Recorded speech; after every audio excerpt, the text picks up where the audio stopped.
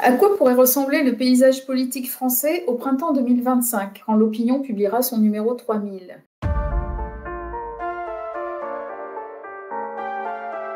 Une légende tenace prétend que François Mitterrand consultait des voyantes, mais je ne suis pas Madame Irma.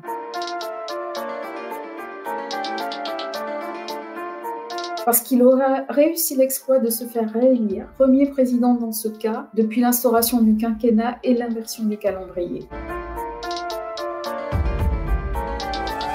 Comme en 2017 justement, grâce à un nouvel alignement des planètes. Imaginons d'abord que Xavier Bertrand, son principal adversaire, soit battu au régional dans les Hauts-de-France. Imaginons qu'Anne Hidalgo, après une contre-performance d'Audrey Pulvar en Île-de-France, renonce à se présenter à l'automne 2021 et que les socialistes décident de se ranger derrière le candidat des Verts, un candidat radical comme Éric Piolle ou Sandrine Rousseau. Imaginons qu'Emmanuel Macron, qui présidera l'Union européenne à partir du 22 janvier 2022, en profite pour briller sur la scène internationale, tandis que l'Allemagne sera empêtrée dans la constitution de son gouvernement. Imaginons enfin que le programme de relance économique pour la France d'Emmanuel Macron séduise les Français et qu'il retrouve son socle de 2017.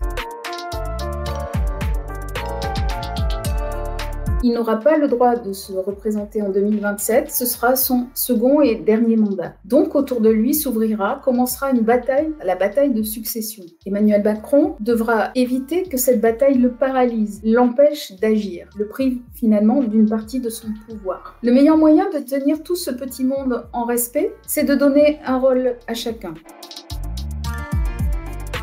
Ainsi, on peut imaginer Édouard Philippe à la présidence de l'Assemblée, Bruno Le Maire Premier ministre, Gérald Darmanin aux finances, Valérie Pécresse à la défense, et ainsi de suite. Peu importe la combinaison, l'essentiel est qu'Emmanuel Macron ait les mains libres pour pouvoir enfin mettre en œuvre le programme de ses réformes. Car il n'aura qu'un seul souci durant ce dernier mandat, c'est celui de la trace qu'il laissera dans l'histoire.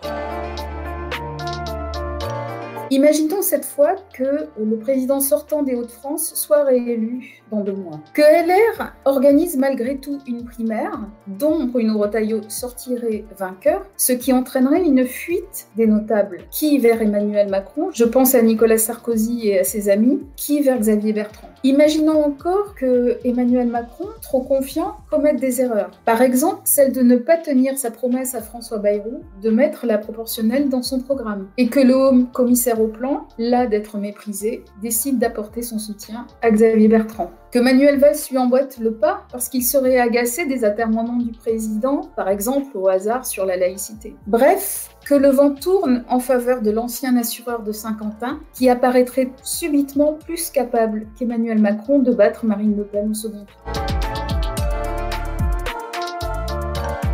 Il s'est engagé, rappelez-vous, à ne faire qu'un seul mandat, ce qui lui donnera une grande liberté. Sa majorité sera clairement à droite et son gouvernement sera homogène. On peut imaginer Valérie Pécresse à Matignon, ou bien François Baroin, ou bien Nathalie Kosciusko-Morizet, ou encore Jean-François Copé. Des référendums, l'alignement de tous les mandats locaux et nationaux à 6 ans, des élections de mi-terme, la construction de nouveaux EPR. En 2025, si Xavier Bertrand est à l'Élysée, on sera clairement sorti du « en même temps ».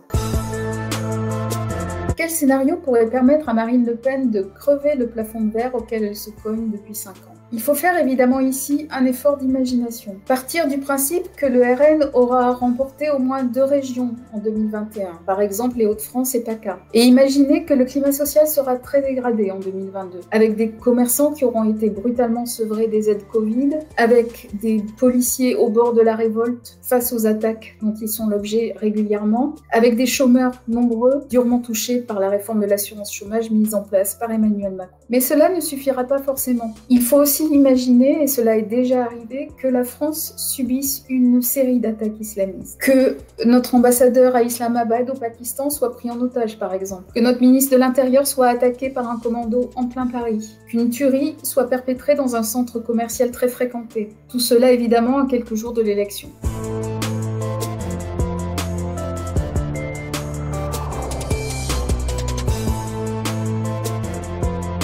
Alors à quoi ressemblerait la suite? Dans un premier temps, Marine Le Pen chercherait à apaiser le pays, recevrait les partis, formerait un gouvernement d'union nationale, et ce, d'autant plus facilement que de nombreux élus LR la rejoindraient. Elle instaurerait l'élection proportionnelle aux législatives, elle rétablirait le cumul des mandats en partie, et elle tenterait de mettre en œuvre son programme « La France d'abord » et le contrôle de l'immigration. Mais si une partie de l'administration suivrait, parce qu'elle est légaliste, une autre ferait de la résistance à n'en pas douter. Au printemps 2025, Marine Le Pen aura-t-elle mis fin au système ou aura-t-elle été absorbée par le système? C'est toute la question.